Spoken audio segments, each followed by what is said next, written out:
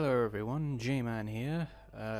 Today we're going to be doing the favorite game per system challenge. I was challenged by Piedisliker to do this, so I will do it right now. This one's going to be a bit more of a raw recording. I'm not going to do too much in the way of editing unless I need to cut some stuff down to save time, so you know, enjoy the raw audio of my voice speaking into your ears. So I'm going to do it in the order that Piedisliker did it himself, which was Nintendo, Microsoft, Sony and PlayStation, then Sega and PC.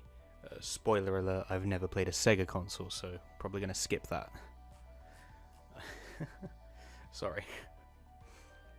Alright, so we're going to start off with Nintendo. Admittedly, I'm not as big a fan of Nintendo as a lot of the other people doing this challenge probably are. So most of these games are going to be selected solely from enjoyment rather than, you know, story or anything like that. But and I'm also probably going to get through Nintendo rather quickly because there's not much to talk about with this one. But we'll start with the Wii because that was I think that was the first Nintendo console I played, or Nintendo system in general. I'm gonna pick Mario Kart for the Wii. I think that was the title, was it? It was Mario Kart Wii? Probably not. It was the one where you could get the wheel. There was like a wheel that you could buy and put the controller into. And I had that. I actually had that. And as it is with just about every kart game ever, if I ever played against someone else, I would never lose. So that's probably why it's my favorite choice. I actually did have a Wii for a long time, and I suppose there's quite a few options I could have picked, but none of them really. I don't think I had much enjoyment with any of the Wii console games other than Mario Kart, and I barely played that one beyond, you know, like a few matches with a few people every now and then. But yeah, as it stands, I never lost a Mario Kart race on the Wii. So yeah, next console, we'll probably have to go to the Nintendo Switch. Yep, we already jumped into the Nintendo Switch. Told you I didn't play that many, but for Nintendo Switch, it's Mario Kart 8 Deluxe because I haven't played many Switch titles. But it's just I don't own a Switch is the thing, but I have played it at work with when a colleague brought it in. We played it during our break. We played Mario Party, Mario Odyssey, and Mario Kart 8 Deluxe. And I as it stands, I still got it. I didn't lose once. I could probably update this choice because I do want to get a Switch one day. I just don't have the patience or time or budget at the moment to, you know, make that kind of investment. So as it stands, I think this is an up in the air choice. But Mario Kart 8 was the one I had the most fun playing out of all the Switch games I had the chance to play. And before we leave Nintendo, there's one more I want to talk about, which is the Nintendo DS. I did actually own a DS for a very long time, and my choice for the Nintendo DS is it's gonna go to Cooking Mama. Yep. I remember so distinctly playing Cooking Mama and having some genuine fun. And it was, the thing is, I had a lot of DS games and I don't remember any of them except for Cooking Mama and Nintendogs, and I just enjoyed Cooking Mama more. And then I think it was shortly after playing Cooking Mama that I lost my DS, and I was sad for like the longest time. But yeah, that's basically all of my Nintendo choices. So we're going to move on to Microsoft, and we're going to start. Oh, this one's going to be best be ready because I've got a lot of things to say. Microsoft, we're going to start with the Xbox, the original Xbox, and my choice is just right off the bat Halo 2, because boy, do I have a lot to say. Halo 2 was probably one of my favorite. It was my favorite Halo game before one of the later ones. But Halo 2, I didn't have the mental aptitude to appreciate just what a game Halo 2 was at the time. It came with time. I'll get more in that in a sec. But when I was younger and all I had was an Xbox, I did nothing but play Halo 2 because whenever I was stressed, whenever I was annoyed, whenever I was in a bad mood, I would just plop on Halo 2 and just have a whale of a time, and it was my own personal stress reliever. And that's just more. I think Halo 2, if anything, is the game that got me into. Is one of the two games that got me into gaming in general. And as it stands, it holds a special place in my heart for that very reason. I think it was my first Halo game. Then I played Halo CE. Then I played Halo 3. But that's jumping ahead.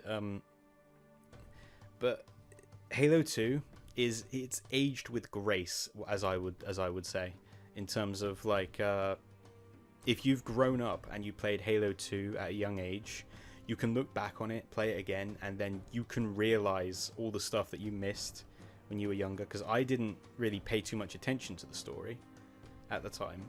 I look back at the story now, I realize just how good it is. It's one of the fucking best video game stories I think it could have told for a first-person shooter. And it contains one of my favorite video game characters of all time, and that's the Arbiter, voiced by Keith David, I believe. And my god, the Arbiter, does he have a character arc? My god. There's something about the Halo 2 story that just speaks so well when you actually like pay attention to it, and I never would have thought that. But yeah, that's my choice for the original Xbox. I love it so much. I still have the original. I loved Halo 2 and the Halo franchise so much that I still have the original discs actually for Halo 1 and 2 somewhere around here. I can't play them. I lost the boxes as well, but actually no, I can play them. Just I don't. I've got the MCC now, so I don't really bother too much. But I keep them for personal possession, and they were the only two original Xbox games I held on to because they meant that much to me. And of course, how could I forget the soundtrack to Halo 2 is probably one of the best in the franchise, and that is uncontestable, easily. But yeah, if you've never played like Halo 2 or like any of the original trilogy, I implore you to give it a shot. Just play through all three of them, pay as much attention as you can to the story, enjoy the gameplay, but have a casual experience. I feel like Halo is the game franchise it's the perfect balance between a casual experience and a pro experience. You can go into it all dedicated, professional, and thinking, all right, I'm going to do this way, I'm going to beat this on legendary, or you can just plop it on like easy or normal and just run through it, have a casual fun time. That's what I always did when I was younger. Now I usually can't really play it on anything less than heroic. But yeah, Halo 2, that's my choice for Xbox. The 360. I actually had a lot of runner-ups, honorable mentions I would refer to them, but in this case I'm gonna say it's Halo Reach, because another one. Halo Reach is Halo Reach. Halo Reach was the game I sort of got Xbox Live. It was around. I started playing Halo Reach around the same time I started playing Xbox Live, and as it stands, I think that's the one I made the most memories on. And boy, Halo Reach is such a good game. I cannot express to you how good it is and how much how happy I was when it came to the MCC. But it's really, really good. I can't explain to you how good the story is. It's one of those stories where I would suggest taking your time to go into the customization settings, edit your Spartan, then go into edit your Spartan however you choose, and then go into the game, because it's it sends your Spartan into the game, and it gets you personally invested, because you become part of this team, and then you and that team go along on your little journey all over Reach, and it's so good. It's I have to encourage anyone who hasn't played like an FPS Halo game to just give Halo Reach a chance at least, because of all the games, Halo Reach is my personal favorite out of all of them. And that is just, it's just amazing. I can't express to you how good it is. But then it gets to like that's not even including like the custom games or the matchmaking or the Forge. The hours I spent on Forge just making maps, just creating whatever with the sandbox it provided. They gave you so many like tools to just use and do whatever you wanted. And I love that. I love the custom games as well. Me and my friends would always like load up a custom map,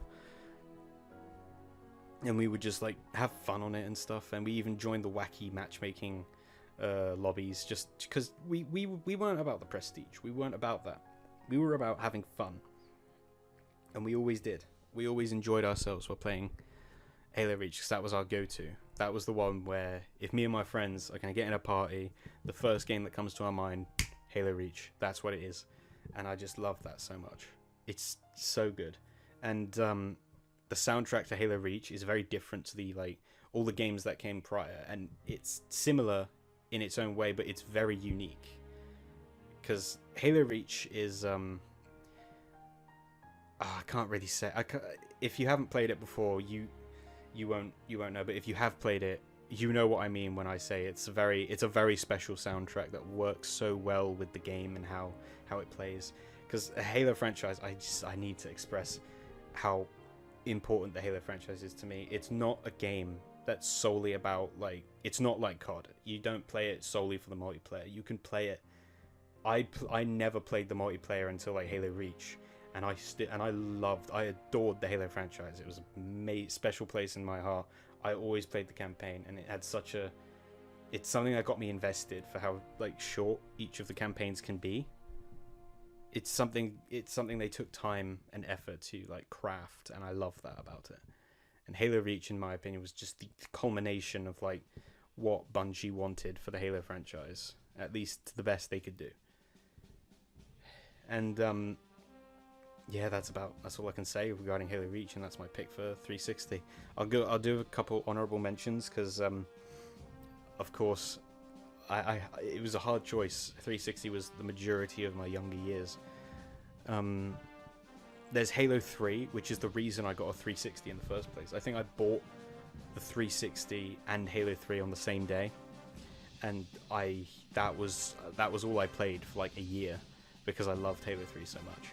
Then I played this on 360 first, and boy was it a journey. It was Tales from the Borderlands. It's a Telltale game, and oh boy, if you like Telltale games and you haven't played Tales from the Borderlands, please do.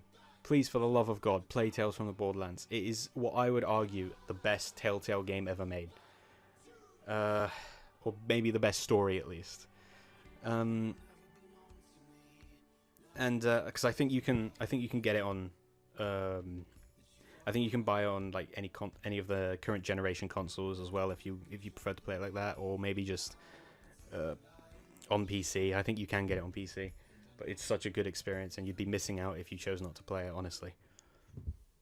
Then there's Lost Planet 2. I think I've brought this up before, or maybe I haven't, I don't know, but Lost Planet 2 is what I would argue the best third-person shooter of all time. The Lost Planet series, I never played the third one, sadly, I didn't get the chance. I played the first one, I didn't beat it until after I beat the second one, and the second one is easily one of the best. I would say it's the best co-op experience you could probably have in a third-person shooter, aside from Gears of War. And Lost Planet 2, I loved it so much. You get to... I had a lot of fun, because it's how do I describe it other than like a mecha anime turned into a game that isn't completely a mecha anime? But it's true. It's really fun. It's got that wacky... It's a Capcom. You could probably find it somewhere. but I think you can only get... The sad part is I don't think there's a port or a way to get it on current generation consoles outside of, I don't know, like PlayStation Now or something. And that's disappointing because I have to go back to the 360 to play it, and my controllers for the 360 are really, like, they've been through hell. And I would love to go back to play any of these games. Lost Planet 2, I think I did a while back, but yeah, as it stands, these are the honorable mentions. I could name a few more. I could name so many more actually, but I think that's the ones I'm going to leave it at. So, you know, to avoid padding out this video for too long. I've done enough of that in the past. So yeah, that's my 360 pick, Halo Reach. Xbox One. Well, here's a little spoiler alert. I haven't played a lot of games for the Xbox One. Little story I want to drop you right now before I announce my pick. But I actually had a little mental competition on which I would get. Would I get the Xbox One or the PS4? And it came down to a game decision. Like, what was I going to play? Like, what was I going to want to play more? And when it came down to the exclusives, and my two options were Halo 5 or Ratchet and Clank for the PS4. And leading up to the release of both consoles, I was leaning slightly towards Halo 5, but the marketing campaign, it seemed a little iffy. I didn't like it. I didn't like the way it was looking that much. It had a lot of promise, but I wasn't liking the look of it. Something seemed off. So I actually waited a little until after both had released. Actually, no, I didn't. I definitely got a PS4 first because I pre-ordered Ratchet and Clank, or I asked to. I didn't really get the pre-order bonuses, sadly. I don't know what happened there, but I pre-ordered Ratchet and Clank's physical copy, and boy, was that worth it. I feel like I made the right decision there. I didn't actually get an Xbox One until I think it was a couple years ago, but I avoided playing Halo 5. I didn't. After seeing all like the post-release reviews, everything everyone was saying, I was like, you know, I'm really glad I didn't pay money for this, because it did not look like something I was going to enjoy in terms of a Halo game, which is like, you know, I play Halo for the story first. That's what I play Halo for. But Xbox One, I got it a couple years ago, sorry, and one of the first three games I bought was the Master Chief Collection. The reason why, take a guess, I got all of the Halo games I owned beforehand. The other two games were Gears of War 4 and Halo Wars 2, but the Master Chief Collection is the one I have the most fun playing for obvious reasons, because it's got every Halo game from Halo 1 to 3, 1, 2, 3, Halo 3 ODST, Halo 4, I guess, and Halo Reach. And the MCC comes with Halo 2 Anniversary, which is... It's like going back into the past and living the story experience that I didn't get to as a child. That first time viewing it, and this quality of looking at it is like... The cutscenes for Halo 2 Anniversary are fucking gorgeous. Blur Studios did a fantastic job with that. The gameplay is on point. The graphics in the gameplay of Halo 2 Anniversary can be quite controversial. A lot of people say they prefer the original. I personally don't mind. I sort of just switch here and there just to get a look at the comparison, but I do enjoy... I generally not too picky in that regard, but my god, it's so good. I don't really think that one needs much deeper explanation though, so I think I'll leave it there and move on to Sony and PlayStation, which is we're going to start with the PlayStation 1, which I know for a fact I owned, but I don't remember a single game I played on the PlayStation 1. I could have sworn I know for a fact I played games on it. I'm dead certain I played games on the PlayStation 1, but I started with the PS2.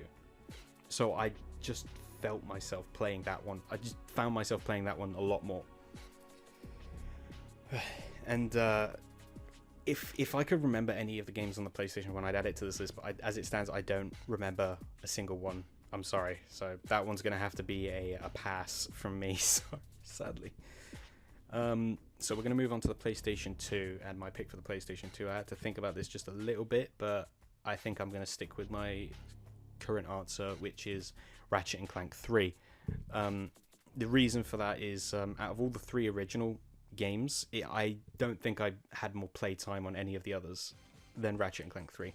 As it stands, it was the most fun, it was the most enjoyable, it was the best gameplay out of the trilogy, and all the characters were a lot of fun. There was actually some plot that it worked with a lot more efficiently, I would say. I think Ratchet and Clank 3 was the first time they hired a writer, other than having some of their staff members like throw together a story for them for the game. And the first 2 game stories were actually really good, considering that fact. But Ratchet and Clank 3, as it stands, stands as my favorite, because the villain alone is worth this spot. Dr. Nefarious is one of my favorite, like, comical, hammiest supervillains ever. Oh man. And that is, yeah, he's so entertaining. All the characters, all the guns, all the gadgets, the way there are a lot of missions in Ratchet and Clank 3 that are surprisingly open for a platformer, and I love that about it. It has a level for everything, I would say. And oh man, it saddens me that I never got to 100% it, but I think there was a point where I think like I just got too drained, so I needed to be like, okay, I need to switch to different games, because I'm, generally speaking, I get very drained when I play a game to 100% completion. And of course I can't leave this one without bringing up Courtney Gears, who let's just say she made me. Courtney Gears was something special. Let me tell you that. I think she's the reason why I'm into robots. I'm just gonna leave it at that. So let's move on to the PlayStation 3, shall we? And this one, I didn't even have to think. This one was just straight out of the gate. Ratchet and Clank: A Crack in Time, which is arguably the best game in the series. It has the best story it has the best story in the series, easily. Most investable. The character of Ratchet, character of Clank, character of just the main 2 characters, Ratchet and Clank. You can get invested in both sides of the story that it provides, and I didn't think they could add a story like this to a platform shooter. I'd never thought about that. And because of like how much fun the game mechanics were, how good the writing was, how fun it was. It was so much fun. I can't express it. But I actually went through and got the platinum for that game, and I think that was one of my first like platinums ever. And that wasn't a Telltale game. First platinum that wasn't a Telltale game. And as it stands, A Crack in Time is my favorite of the Ratchet and Clank series, and I don't know if they'll ever be able to top it, but I mean, you never know. But oh yeah, they bring back Dr. Nefarious, which was another big up for the game. I didn't think they could. I never would have guessed that Dr. Nefarious would have worked in such a fun and like investable story, but he's good. He's a good villain for it. And they just made it work very well. Ratchet and Clank: A Crack in Time, easily just the best in the series. If you've never played a Ratchet and Clank game, I encourage you to pick up either the future series first or the original series first. You can get both on the PS3. I think you can get the original collection for PS3 online somewhere. I got that. You could probably also get the future games. I only have Crack in Time and the Nexus, but I still love Ratchet and Clank. It's one of my two favorite franchises ever made, and that's Halo and Ratchet and Clank. But yeah, I didn't play much of the PS3, but as it stands, Ratchet and Clank Cracking time. Just the best one, just the best in the series. Probably the best platformer I would argue ever made. And that's that. That's my end of my debate. I have nothing left to say on that. It's just how I stand. And now we move on to the PS4, a console I still play to this day. I'm actually going to go with an easy answer because it's my main go-to console, and I don't think about the games I play too much. I just play them, enjoy them. But the one I found myself the most invested in was, ironically, and I'm not trying to steal an answer from you, Pi, but it's Persona 5. Yeah, I really enjoyed Persona 5. It was my favorite game from playing the PlayStation 4, and it might even change to Persona 5 Royale because I'm still playing that, and I'm enjoying it quite a bit. It gets you so invested. Like, you have to dedicate certain times to certain people. You play the game. You have to actually think. You strategize. It's one of those games that actually forced me to change my play style of just bum rushing through the game and, you know, steamrolling everything, which is what I find myself doing in a lot of games these days. But Persona 5 is one of the only games that's like, it forced me to pull back and say, look, you got to think about this. And I did. I've actually taken time to play the game carefully, methodically, and it's turned into a strategy game for me, like a genuine strategy game. And the characters are also very lovable as well. I really like all of the characters. Ryuji is just the best. He's like the best bro. He's like he's just the best guy. Just something about Ryuji. He's so entertaining whenever he's on screen. I love that about him. But yeah, I did have other picks. I could have said, like, you know, Stellaris or maybe Ratchet and Clank PS4. But I think Persona 5, it was just the definitive one that I enjoy the most on the PS4. So yeah, I'm going to move on, but I'm not moving on to the next section just yet. I did have a PSP, PlayStation Portable, and I did play quite a few games on that, but the one I enjoyed the most and played the most has to be Daxter, the Jack and Daxter spin-off. And I really enjoyed it. It had a surprising amount of content for being a portable title. Honest to God, it had more content than I possibly could have imagined, and I went through to get all of it if I could. I loved it so much. It was so much fun from start to finish. And to this day, I vividly remember, I distinctly remember so much that the game has these like dream mini games, which is like, it references like forms of media like The Matrix, Braveheart, and all that, or Helm's Deep. I remember the Helm's Deep one, and God, I remember I spent it's a button time game. One of them was a button time game. I think it was the Braveheart one. I spent 2 hours so distinctly getting a streak as high as I possibly could. I was enjoying it so much. I didn't even notice I was doing that well. I was just mind-numbingly playing it without even thinking, and I got such a that was the highest score I've ever achieved in, I think, anything from single points only, mind you. And oh God, it was so much fun. So much fun. I wish I still had a working PSP, because I would still play that today. Because I don't have a PSP anymore. I had one. I don't think I have one that's working. And even if I did, I don't have the recharger plug for it, so that's regrettable. And thing is, if I still had it, I would play it today. As it stands. So now we're going to skip Sega, because I've never, to my memory, ever played a Sega console. Not that I can recollect, I'm afraid. So, I'm sorry about that.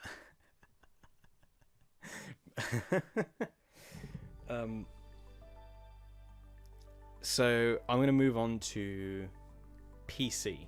And this one's going to be... I've actually had to think for this.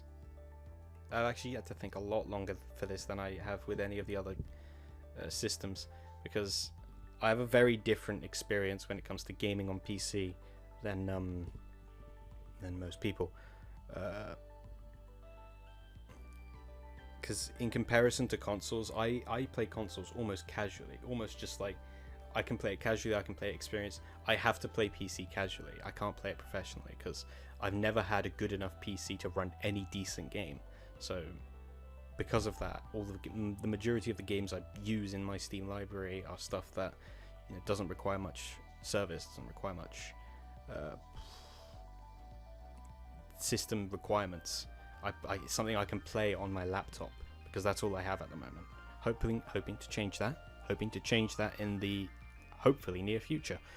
But as it stands, yeah, I don't have many games I can play, and the few games I can play aren't, well, by most definition, aren't really a game.